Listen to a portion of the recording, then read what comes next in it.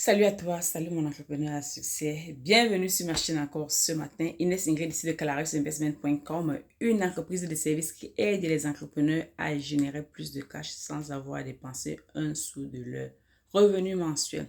Et oui, sur cette chaîne, on parle de quoi? De mindset, de développement personnel, de développement par rapport à ton business, de finances, d'entrepreneuriat et surtout de l'argent. Parce qu'on pense que c'est avec tous ces ingrédients que nous allons nous allons développer notre Afrique et nous allons également prospérer pour atteindre ensemble la liberté financière.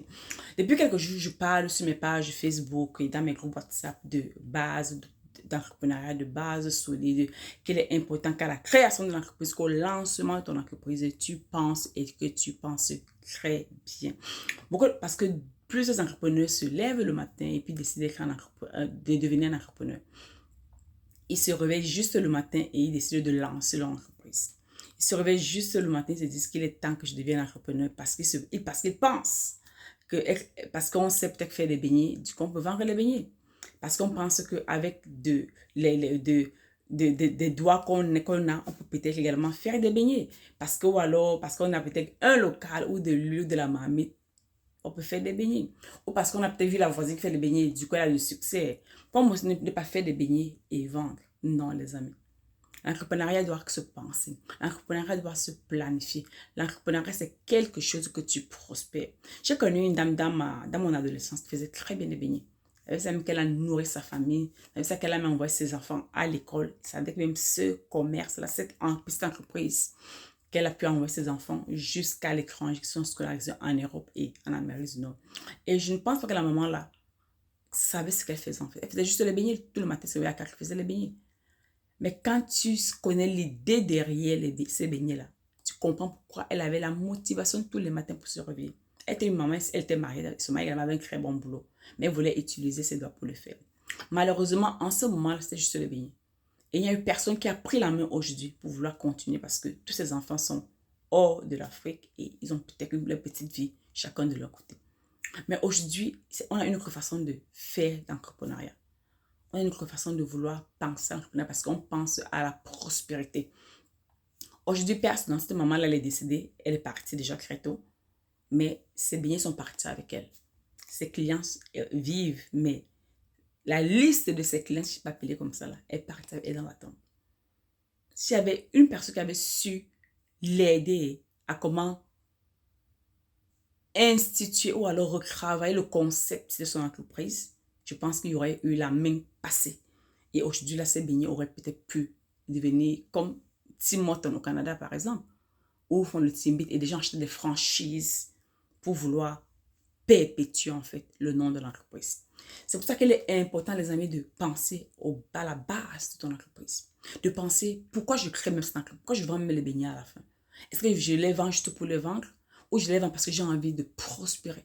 Ou je les vends parce que j'ai envie de répondre à une demande dans mon environnement, dans mon local, dans mon quartier? Ou encore parce que je pense que ces beignets-là peuvent servir en fait à la communauté dans laquelle j'existe. Quelle que soit ta raison, il est important de penser. On ne se lance pas en entrepreneuriat parce qu'on veut se lancer en entrepreneuriat. On ne se lance pas en entrepreneuriat parce qu'on pense qu'il est important qu'on se lance en entrepreneuriat. On se lance en entrepreneuriat parce qu'il y a un pourquoi derrière tout cela. Et parce qu'il y a un pourquoi, tu penses à comment tu dois faire la fondation, tu dois bâtir la fondation pour qu'elle soit solide, enfin qu'elle prospère et qu'elle soit perpétuée. Donc, je viens te parler de ces vidéos dans le pourquoi et le comment de vouloir créer en fait, planifier le lancement de ton entreprise. Première des choses, pourquoi planifier le lancement de ton entreprise?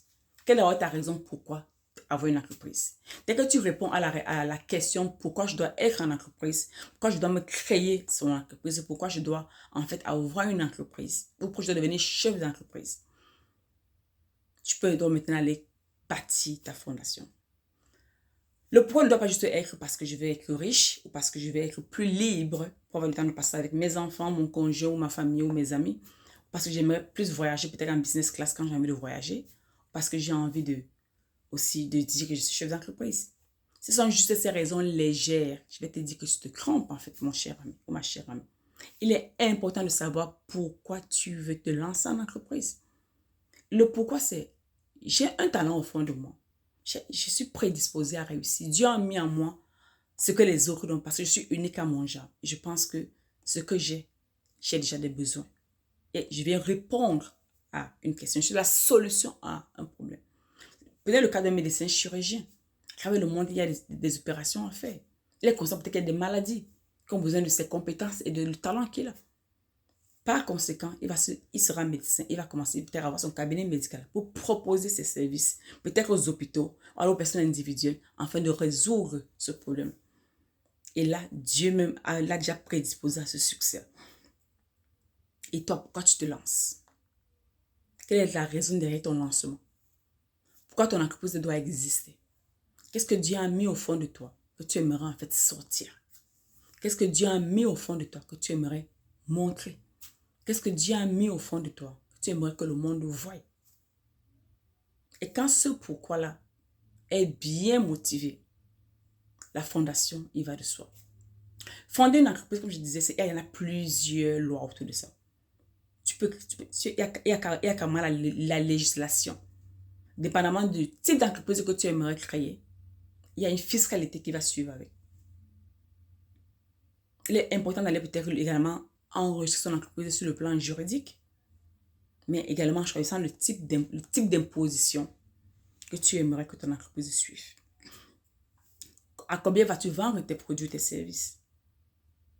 Tu es dans le e-commerce, tu fais le service, tu seras de la vente en ligne.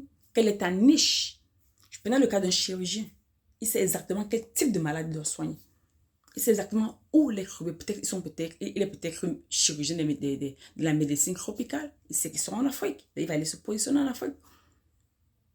Il est peut-être chirurgien d'un cancer, de la prostate ou des cancers du sein ou des tumeurs cérébrales. Il sait où il va aller. Il va communiquer son message. Ou dans les hôpitaux qui ont déjà les units, les services cancéreux. Donc, très clairement, il ira communiquer dans ce sens-là afin de vouloir avoir ce qu'il recherche. Et ton cas? Où se trouve ta niche? Elle est en ligne? Elle est sur place? Elle est déjà peut-être dans ton environnement, peut-être parce que tu as travaillé sur un poste et tu as déjà peut-être cette liste de clients. Quoi qu'il en soit, il faut que tu penses à ta niche. Quel est maintenant le budget à la création de ton entreprise? Quel est ton budget? Quelle est ta vision financière derrière ce lancement? Quelle est ta vision financière derrière le lancement de ton entreprise? Quelle est la vision financière qui va t'encourager dans ce lancement-là? Parce qu'on ne peut rien faire en tant que chef d'entreprise si on n'a pas de vision financière. Parce que l'argent même, c'est l'essence de ton business.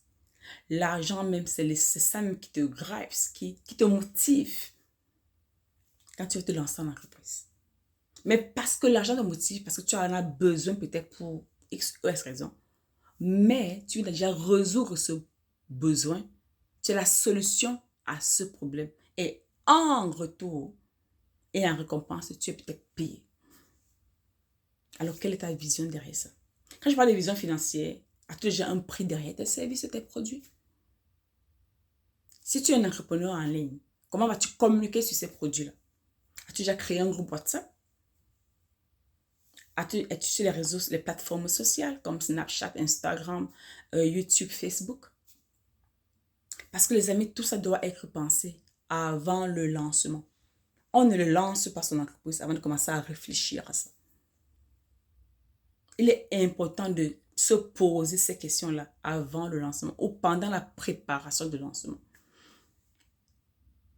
Tes comptes bancaires, comment vas-tu les ouvrir? Il faut bien sûr ouvrir un compte, comme je recommande toujours, un compte courant, un compte d'épargne pour ton entreprise et un compte de fonds d'urgence.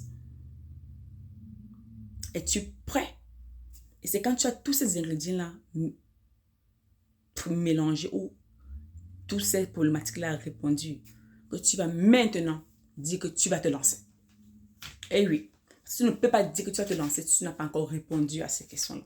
Tu ne peux que te lancer uniquement si elles ont été déjà répondues. Et dès que tout cela est déjà prêt, là, on peut passer à table. Tu vas te lancer. Tu vas commencer à aller chercher tes clients. Même avant cela, moi, je recommande à beaucoup d'entrepreneurs de se former. Il y a plein de coachs à travers le monde qui forment dans le lancement de ton entreprise. Si tu es médecin, tu es très bien en tant que chirurgien. Mais est-ce qu'en tant que chef d'entreprise, tu auras la même capacité? Est-ce que tu sais comment embaucher? Tu sais comment dénicher des personnes qui ont les compétences que tu recherches? Tu es peut-être très bien dans la technicité que tu fais. Tu sais peut-être mieux opérer. Est-ce que tu sais gérer une entreprise? Et beaucoup d'entreprises échouent, pas parce qu'il y a un problème technique, parce qu'il y a un problème de gestion, il y a un problème de planification, il y a un problème de non, de comment l'entreprise a été lancée en elle-même. Et cela va arriver très rapidement avant 24 mois. Donc, avant 2 ans, du moment où elle est officiellement créée, avant ces 24 mois, l'entreprise est déjà fermée. Est-ce que c'est ça que tu veux pour ton entreprise? Parce qu'il y a toujours un prix à payer. Tu as gaspillé de la ressource financière, de la ressource humaine, de la ressource énergétique qui ne revient plus jamais. Peut-être l'argent, tu peux peut-être récupérer l'argent plus tard. Mais ton temps, ton énergie et ta vie est passée là-dessus. Bien sûr, tu payes les conséquences, peut-être que tu te rebondis. Mais c'est toujours mieux de prendre le temps de réfléchir avant de se lancer que d'aller taper pour te commander en Afrique de l'Ouest. Donc, il faut prendre la peine de planifier son lancement. Il faut faire asseoir les bases solides pour ton entreprise afin de te lancer en entrepreneuriat. Si tu veux réussir en ligne, tu veux être un entrepreneur à succès, implémente les bases solides à la création. Et là-dessus, après, crois-moi, ton entreprise ne va pas se fermer. Tu auras de gloire en gloire, de succès en succès. Et tu vas atteindre la liberté financière dans le peu de temps que tu t'es fixé. Ça va franchement te surprendre. Merci de m'avoir écouté. On se dit au revoir dans une autre vidéo.